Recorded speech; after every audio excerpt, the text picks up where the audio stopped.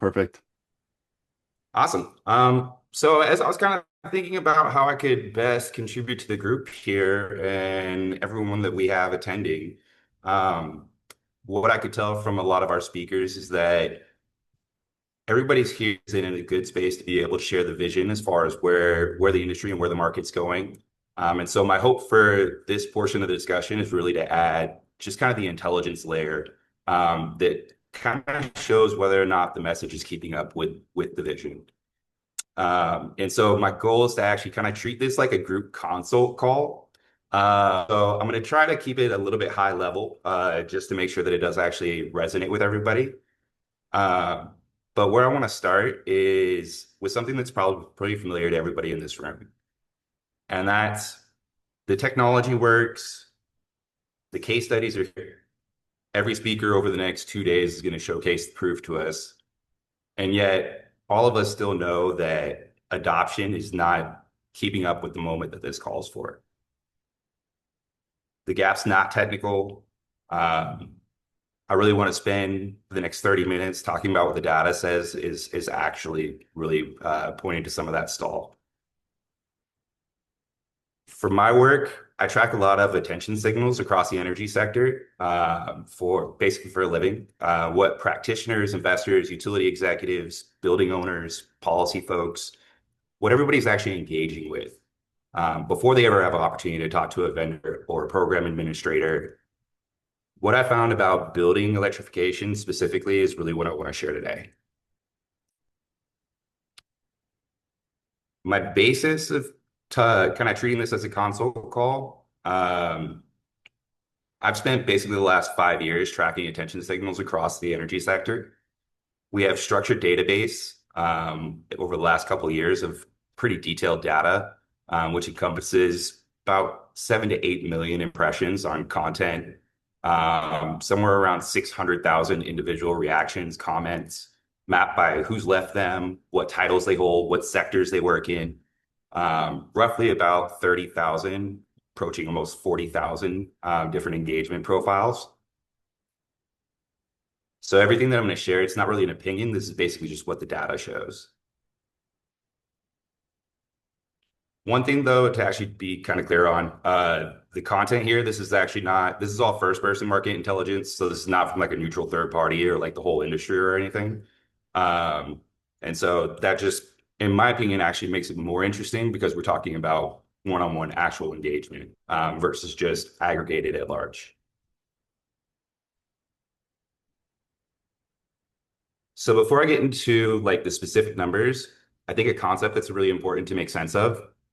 Um, Gardner and Forrester have basically documented this in B2B markets. Roughly about 70 to 80% of a buyer's journey actually happens before they talk to anybody. Building owners, property managers, developers, local officials, they generally form their view about electrification through search queries, through what a neighbor said, through a council meeting, through a webinar like this, an article, or scrolling through social media feeds. In our own data, the ratio is basically about 4 to 5 private engagements for every single public one. So someone reads content, forms a view, leaves no trace. Then the next time you meet them, they already have an opinion that basically you're not shaping through that first conversation. What's key about that is that the majority of companies that I talk to and organizations that I talk to, they're generally optimizing around that 20% of buyers that they've already had conversations with. And the other 80% is completely invisible to them. And that's actually where the greatest opportunity is in regards to accelerated adoption. So when we zoom out and look at this for uh, electrification specifically, here's kind of an interesting way to look at this. Um, we can actually break out how building electrification performs against other different topics from our database. And the interesting thing about an attention data is that a lot of times it's very non-intuitive. Um, so we can kind of see just from this table here, VPP content for virtual power plants. we tend to get a much higher engagement rate from executives. Nearly a quarter of the people that are engaging with this actually have influence in making decisions. When we compare that against something like HVAC, we tend to see that rate drops down to less than 10%. Some of that is going to be a bit topic driven, just because you have the opportunity to capture more homeowners around like HVAC content, people who don't necessarily need like a title specifically to install a heat pump. But it's actually interesting because even at the institutional layer, like the engagement level of executives and senior people is still lower than what it is that you would expect. So the diagnostic question on that is why? And what does that mean for how we form our messaging? The second data point from this table, we actually can see that policy and regulation content drives by far the most amount of engagement. We can see almost 1,700 total engagements on anything that has to do with policy. That's more than we have for solar, grid infrastructure, and basically any other sector. That's not an accident. It means basically the people who are responsible for regulatory policy advocacy work, they're the connective tissue for the entire market. So if you want to reach decision makers in building electrification, policy is really the number one bridge to get there.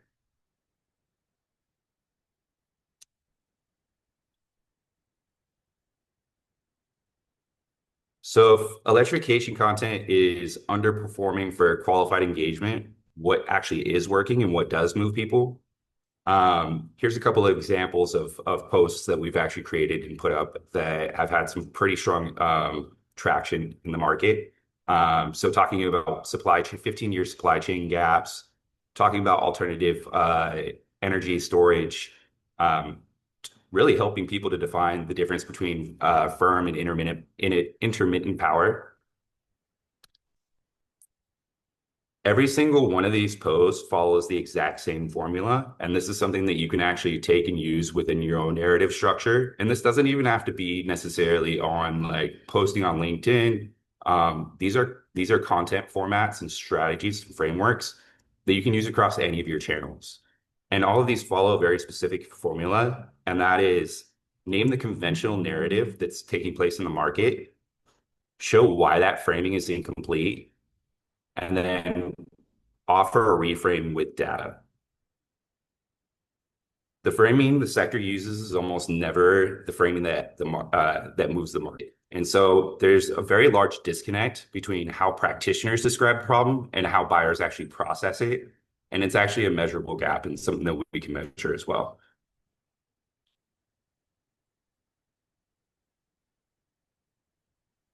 And this is something that I hear pretty typical from a lot of founders and particularly on the engineering side. And that is, if we build the right solution, the market will come to us.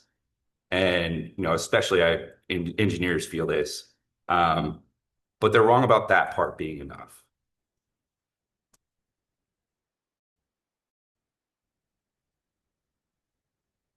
So let me show you some of the narratives that are actually shifting within the market, and particularly how language has actually moved since 2020. And there's three pretty distinct shifts. Shift number one, we've definitely seen a shift from climate frame to cost, health, comfort, and resilience, from a technology frame to equity and burden, and from prohibition language to invitation.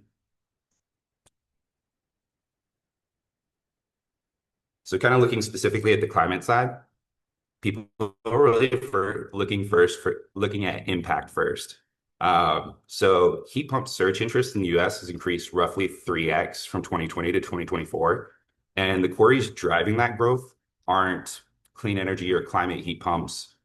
They're heat pump versus furnace cost. Do heat pumps work in cold weather? Heat pump rebates. Basically, we're seeing that buyers are actually running due diligence before anyone actually calls them, and that most of their questions are actually pretty practical. So the first question really isn't about emissions, it's performance, reliability, and cost. And that first objection also tends to be pretty practical as well. And that's where really the messaging needs to meet them.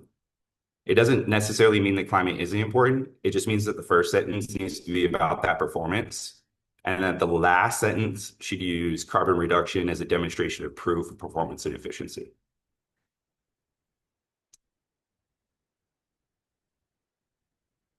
For technology and equity, the second shift, and this one we would say largely is probably driven by a lot of the advocacy work that's being done. And so we can see this a lot in the engagement data, particularly energy burden went from a niche policy term to part of federal program criteria, whether that's IRA language, GGRF requirements. That vocabulary is actually starting to pick up more so in the mainstream. What the data adds is that program framing electrification as a residential benefit, lower bills, better air, no gas line risks, no maintenance surprises. That basically outperforms the frame for building upgrades. So the audience that's most affected by energy burden responds to the benefit language more so than technical specs. And this has probably been one of the most significant shifts over the last 5 years. The third layer and third shift is really around sentiment. So how we're presenting the benefits. And so there's a really interesting study that came out regarding the word choice around particularly the word ban. And in markets where natural gas restrictions were introduced with prohibition as a primary public frame, organized opposition mobilized faster and harder than in markets that live health and cost benefits.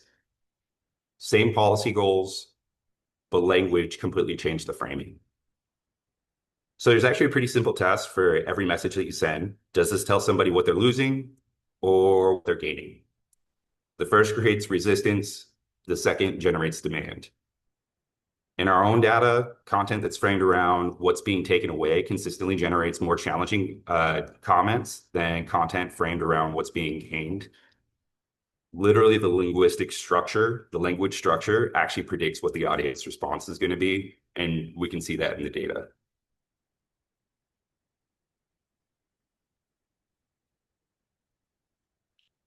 So 3 shifts that I'm kind of looking upcoming as over the next 5 years, and what's really most active right now in 2026. Reliability is now the first objection, and it's usually the least voiced by consumers. Incentive pathway translation is really the number one adoption block, and quality narrative is also something that's becoming very significant.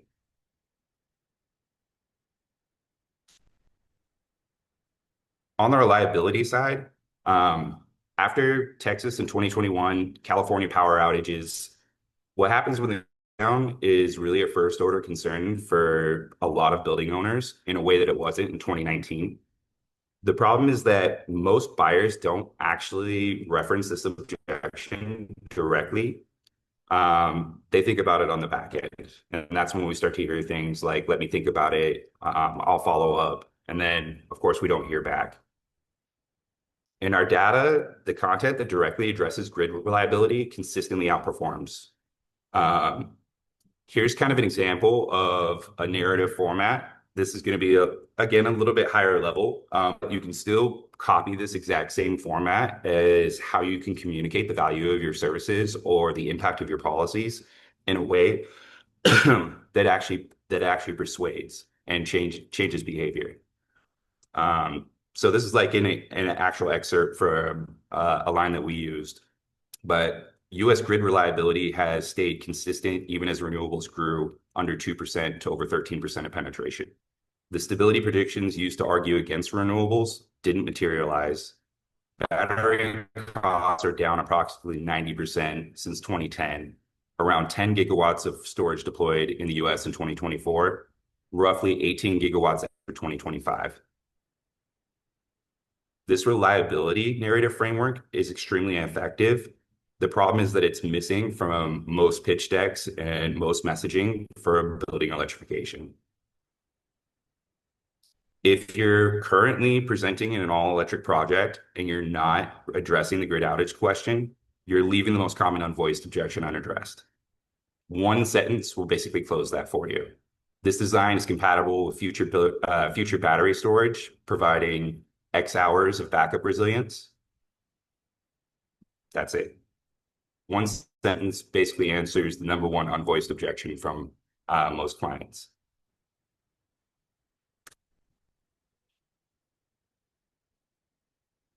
So the incentives are real. The gap is the translation. And so I would say this is actually even more prevalent with the changes that happen within the IRA, particularly as a lot more programs are relying on local incentives. Um, the challenge here is how does the client go about actually claiming these? And so we definitely see a lot with practitioners, providers, vendors who lead when they lead with the incentives. A lot of times they can actually end up creating a resistance point on the back end for the individual that is interested in those because now they start getting anxiety about how they're going to go through that process, how they're going to claim it, whether they're going to be able to claim it, how long it's going to take. And so frequently seeing companies that have that pathway built out to remove that resistance are outperforming those who don't. And so some simple ways that you can go about voicing that, what's working, the system costs X amount of dollars after the rebate. Here's the check. Here's how we'll help you apply for it. Your monthly payment is less than your current bill. We'll help you handle the paperwork.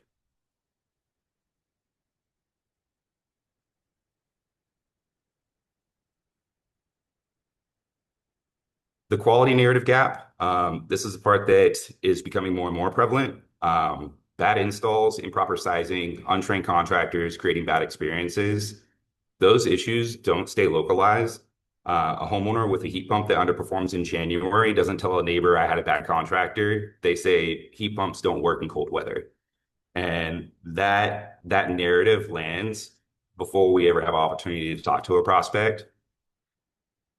Right now, does heat pump work in cold weather is one of the top search queries driving heat pump traffic.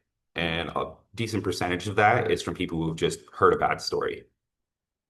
So the sector needs really narratives around quality, not just adoption.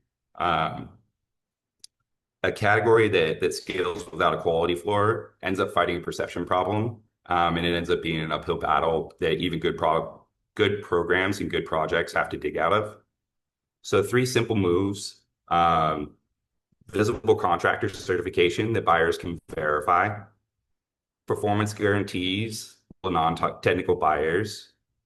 And this is probably one of the most critical that often doesn't get done, but post-installation follow-up that intercepts dissatisfied customers before they become word-of-mouth detractors.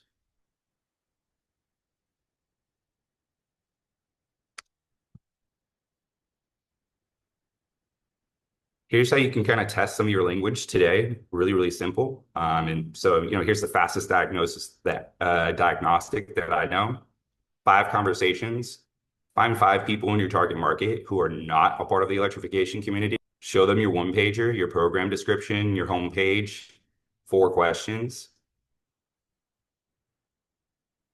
What you'll almost always find is that we tend to describe our work from our perspective, whether that's all electrification, retrofitting, whether that's decarbonization. But buyers often process those terms as foreign and they become vague and alarming and then kind of irrelevant to their actual questions, which again are anchored to comfort, cost, reliability, what happens when this breaks. When you compare different messaging sets, you can look at the analytics, you can look at the data, and it'll actually start to reveal different shapes and patterns. You'll notice this one gets more impressions, but not a lot of responses. This one gets less reach, but has a much better response ratio. That last one is the one that's working. And so kind of the whole discipline here is to run experiments, read the data, and then continue to update.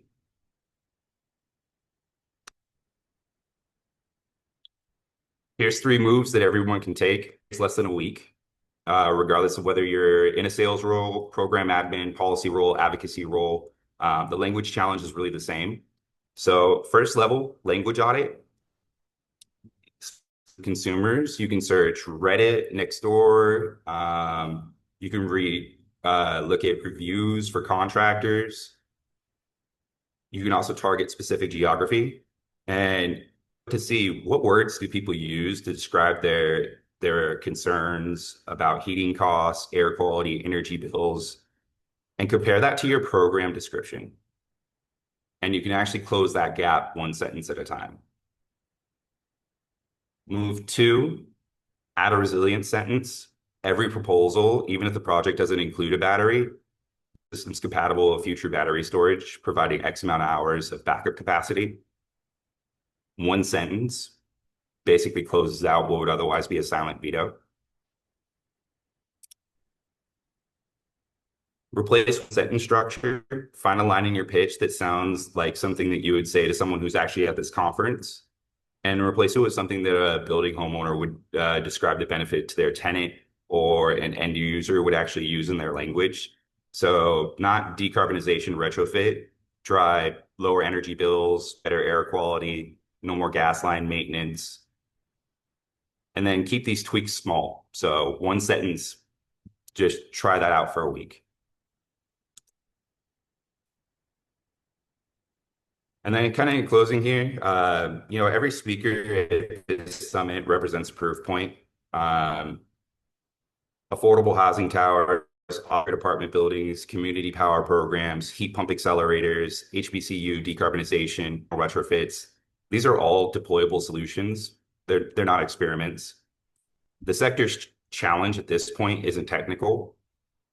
The harder we all work on delivery, better installation, financing, better policy, the more consequential the communication gap becomes. The proof is here. The question is just, is it reaching the people who haven't decided yet?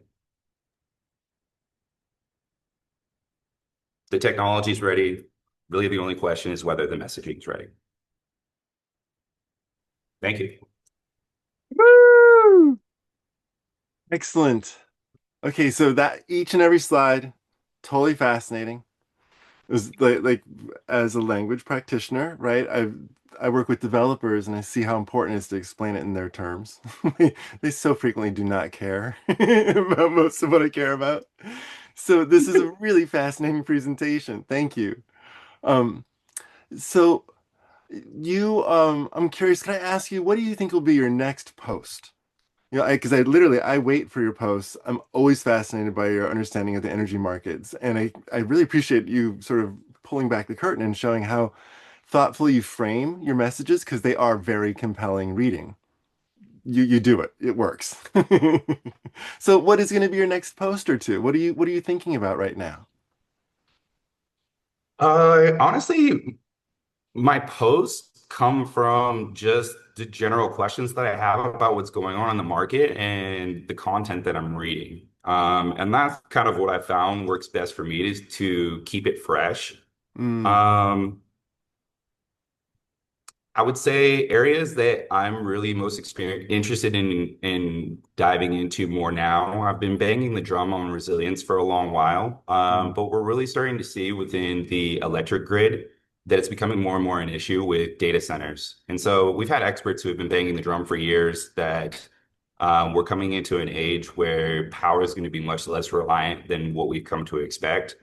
And there's really some cracks in that infrastructure that are already starting to show. I think it was either maybe it's tomorrow or yesterday.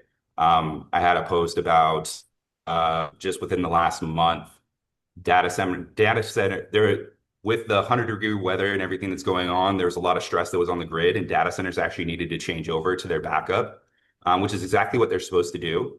However, our system is not responsive enough yet, and there are basically ripples that happen throughout about 60-70% of the entire grid where energy was actually unstable for 10 minutes as they switched off like they were supposed to.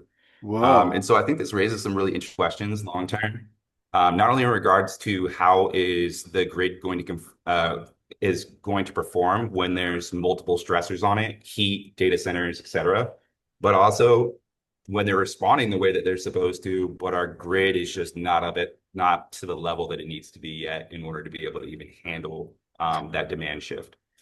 So I think that's going to be a really interesting area long term to kind of keep in mind.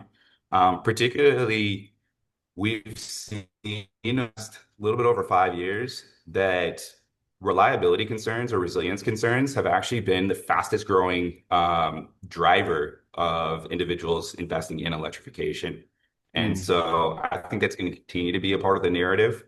Actually, I have a post, I think it's out today, in regards to residential installs and how Florida is actually now booming despite the pullback of residential credits.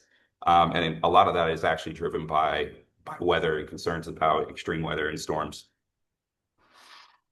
So resiliency against terrible weather is like get a really good air conditioner, is what you're saying? Well, most of it's actually going to be around batteries and storage. Oh, And then, what's really interesting, and most people don't know this. pardon me. I And understand. I've put a They're couple of posts installing, out. just to clarify, they're installing more batteries in Florida because it's resiliency against hurricanes, They're doing solar and batteries. They're solar doing and solar and batteries. batteries. Thank you. Yeah, yeah. Yeah.